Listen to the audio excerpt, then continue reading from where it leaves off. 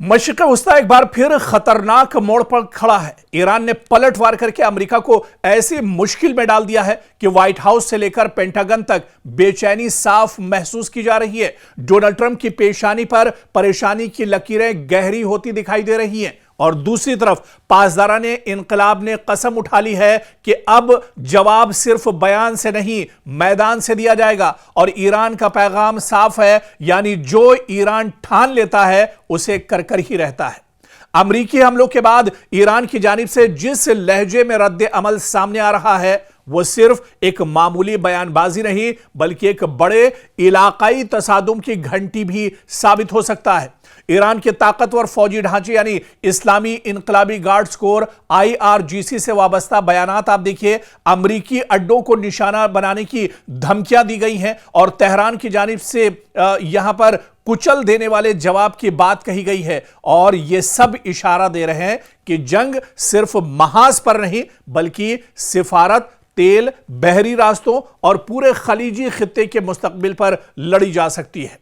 ताजा रिपोर्ट्स के मुताबिक अमेरिका ने ईरान के खिलाफ नई फौजी कार्रवाइयां की हैं, जिसके बाद तेहरान की जानिब से इंतहाई सख्त रद्द अमल सामने आया है। रिपोर्ट के मुताबिक ईरान के सरकारी हलकों से मुंसलिक जराए ने इशारा दिया है कि अमरीकी हमलों के बाद अब अमरीका पर दबाव और बढ़ेगा। ईरान अमरीकी मफादात खुसूसन खित्ते में मौजूद अमरीकी फौजी अड्डे और इसके अलावा जो उसके सिफारत खाने हैं या उसके जो एयरबेस हैं उन्हें निशाना बनाया जाएगा। और इसी के चलते आप देखिए कि चाहे कतर की बात की जाए, चाहे बहरीन की बात की जाए या कुवैत की बात की जाए, यहां पर ताबड़तोड़ तरीके से ईरान ने हमला किया है। इस बीच ईरान के नायब वजीर खारजा काजिम गरीबाबादी ने अमरीका पर मुफाहमती समझौते या फहम तफहीम की खिलाफ वर्जी का इल्जाम आयद किया, जबकि ईरान के खातिमुल अंबिया ज्वाइंट मिलिट्री हेडक्वार्टर ने खबरदार किया है कि अगर जारिहत जारी रही, अगर अमरीका इसी तरह की नापाक हरकतें करता रहा तो इसका जवाब सख्त और फैसला कुन होगा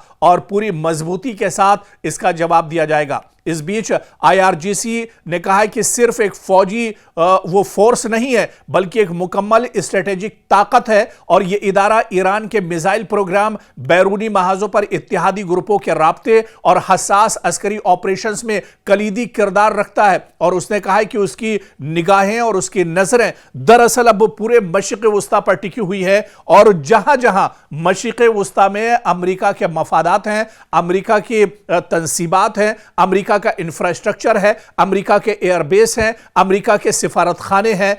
उन सब को अब एक तरह से निशाना बनाया जाएगा और उन्हें नेस्तो नाबूद कर दिया जाएगा। इससे पहले भी आपको याद होगा कि जब यह जंग 4 महीने पहले छिड़ी थी, जिस वक्त यह जंग शुरू हुई थी, उस वक्त ईरान ने कहा था कि जंग की शुरुआत यानी मशरिक़ वस्ता में आग तो इजराइल और अमेरिका ने लगाई है, लेकिन यह आग जब ही बुझेगी जब इसे ईरान बुझाना चाहेगा, यानी यह जंग उस वक्त रुकेगी जब यह जंग ईरान रोकना चाहेगा।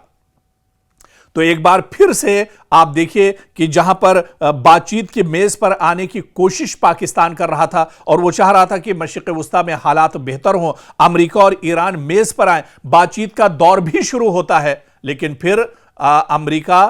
दरअसल उसका जो नापाक चेहरा है वो सामने आ जाता है और अचानक ईरान पर वो हमले शुरू कर देता है। और इस हमले के बाद अब ईरान भी पूरी मजबूती के साथ जवाब दे रहा है। पूरी मजबूती के साथ ईरान अब मैदान में डटा हुआ है और ईरान ने कहा है कि जितने हमले अमेरिका की तरफ से दिए जाएंगे उससे बढ़कर और उससे मजबूत जवाब दिया जाएगा, यानी ईंट का जवाब पत्थर से ईरान देने के लिए पूरी तरह से तैयार है। और यही वजह है, आप देखिए कि 2 दिन से अमेरिका लगातार ईरान के मुख्तलिफ शहरों पर हमले कर रहा है, जिसके जवाब में अब ईरान बड़े पैमाने पर मशरिक़ वस्ता के अलग अलग वो हिस्से, वो पार्ट जहां पर अमेरिकी तंसीबात, अमेरिका के मफादात या इसके अलावा अमेरिका की जो तंसीबात हैं